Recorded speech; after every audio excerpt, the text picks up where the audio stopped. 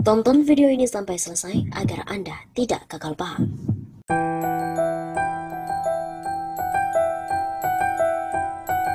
Fitnah bazar makin kemana-mana. Ade Armando minta maaf ke umat Kristen dan sebut pemuka agama tipe umat Islam dan juga Kristen untuk perang. Dosen Universitas Indonesia Ade Armando kembali menghebohkan publik usai menyebut Islam dan Kristen bukanlah musuh. Ia bahkan menyebut oknum pemuka agama menipu umatnya sehingga Islam dan Kristen seolah ditakdirkan untuk berperang. Ade Armando menuding permusuhan antara kedua agama ini muncul lantaran oknum-oknum tertentu menyampaikan doktrin tanpa tahu secara lengkapnya seperti apa. Ia bahkan meminta maaf ke umat Kristen Indonesia jika mengalami kesulitan akibat ulah oknum-oknum tak bertanggung jawab yang tidak mempunyai rasa toleransi beragama. Saya juga minta maaf jika selama ini umat Kristen di Indonesia mengalami kesulitan akibat ulah kelompok-kelompok tertentu. Ujar Ade dilansir dari redaksi terkini melalui channel YouTube Cokro TV pada Jumat 6 Mei. Ade Armando juga berpandangan Islam bukanlah musuh Kristen. Dalam video itu ia juga menyinggung oknum-oknum tak bertanggung jawab yang membuatnya demikian. Tapi percayalah Islam itu bukan musuh Kristen. Islam menjadi seperti seteru Kristen karena kelakuan para pemuka agama, oknum yang menipu umatnya bahwa Islam dan Kristen ditakdirkan berperang. Padahal itu kan gak masuk akal. Umat Islam ditakdirkan Tuhan menjadi umat Islam, umat Kristen ditakdirkan menjadi umat Kristen. Jadi Tuhanlah yang menciptakan kita agar berbeda, masa sih setelah diciptakan berbeda kita diperintahkan untuk berperang? Begitu imbuhnya. Lebih lanjut, Ade juga menghimbau semua orang bisa menggunakan akal sehat agar agama lebih bermanfaat. Kita bisa bersatu kalau kita ingin bersatu. Kita sama-sama gunakan akal sehat agar agama bermanfaat. Begitu pungkasnya.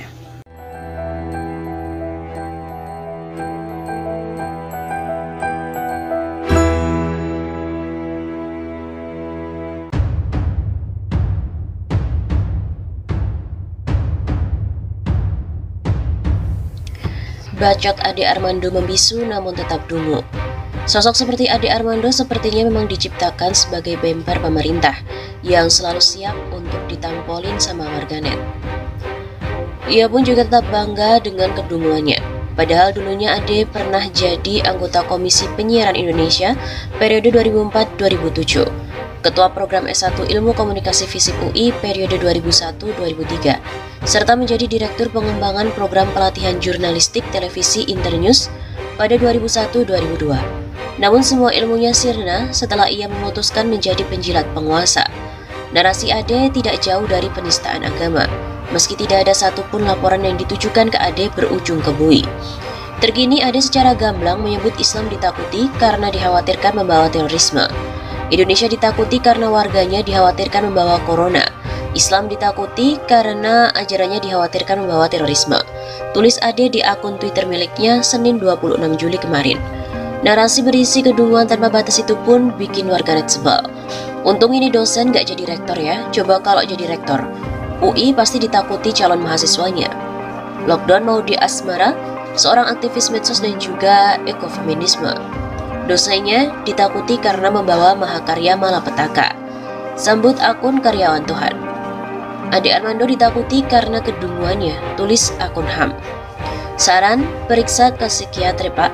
Bapak sadar penuh bahwa ucapannya adalah akan membawa protes. Tapi sepertinya Bapak menikmati saja dihujat. Saya khawatir ada masalah dengan kejiwaannya. Semoga cepat sembuh Pak. Kasihan keluarga dan mahasiswa menangani bulian dari orang-orang. Saran dari akun Abu Arfan. Yakin otak Ade Armando sudah dijual untuk beli kuota agar bisa nge-tweet ngawur. Dikhawatirkan membawa terorisme, tapi jadi agama dengan pertumbuhan tercepat di Jepang, Eropa, dan di dunia secara keseluruhan. Jadi yang ditakuti itu Islamnya, atau memang benci aja sama Islam Pak? Tanya Omar.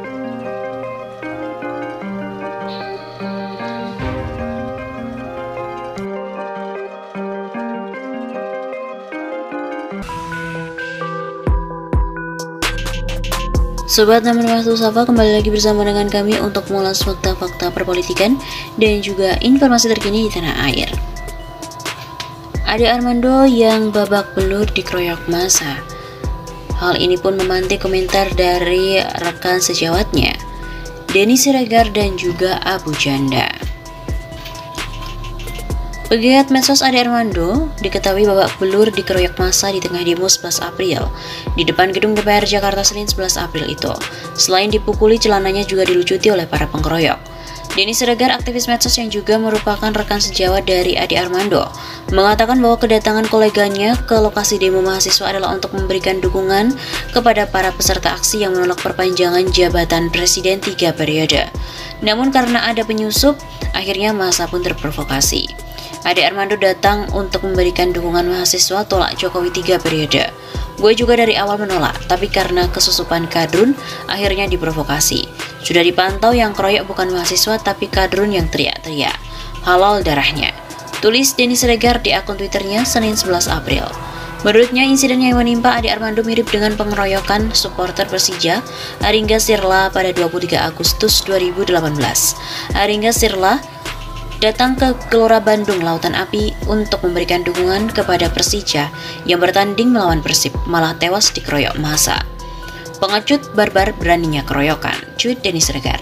Denny mengatakan kondisi Ade Armando selamat. Ia juga telah menandai orang-orang yang diduga memukuli Ade Armando melalui rekaman video yang beredar. Bang Ade aman dan juga tidak apa-apa. Wajah-wajah sudah ditandai dan tinggal dijemput di rumah. Lebaran di penjara. Sementara itu, Kepala Bidang Hubungan Masyarakat Humas Polda Metro Jaya Kombes Polisi Endra Zulpan mengatakan sudah ada beberapa provokator yang dicokok, namun dia belum merinci jumlahnya. Sudah beberapa kami amankan, saya belum bisa sampaikan secara detail, ujarnya kepada wartawan.